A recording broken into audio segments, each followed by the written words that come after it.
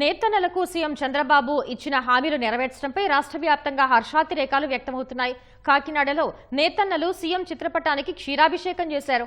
అనంతరం 100 అడుగుల చీరపై thank you CM sir అని రాసి కాకినాడ మెయిన్ రోడ్లో ర్యాలీ నిర్వహించారు.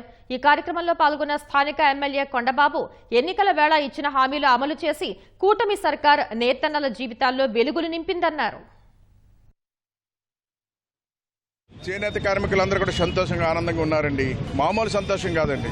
ఈ కూటమి ప్రభుత్వం ముఖ్యమంత్రి చంద్రబాబు నాయుడు గారు ఏదైతే ఈ రోజు నేతన్నలకి ఈ రోజు భరోసా కల్పించారో ఆనందాన్ని సంతోషాన్ని వ్యక్తం చేస్తున్నాను కూడా ఈ సందర్భంగా తెలియజేస్తున్నా. మన నేతన్న భరోసా కింద 25,000 రూపాయలు ఇవ్వడం జరిగింది. నేతన్నలు మగ్గాలు నేసి మనిషి లొంగిపోతున్నారు, కళ్ళకి జబ్బులు వస్తున్నాయి, అనేక ఇబ్బందులు పడుతున్నారు. వీళ్ళు కూడా పెన్షన్ కల్పించాలని చెప్పి దగ్గర 92,724 మందికి పెన్షన్ కూడా ఇస్తున్నారండి. ఈ రోజు నేతన్నలే కాదండి, ఈ రాష్ట్రంలో ఉన్న బడుగు బలహీన వర్గాలందరూ కూడా సంతోషంగా ఉన్నారండి.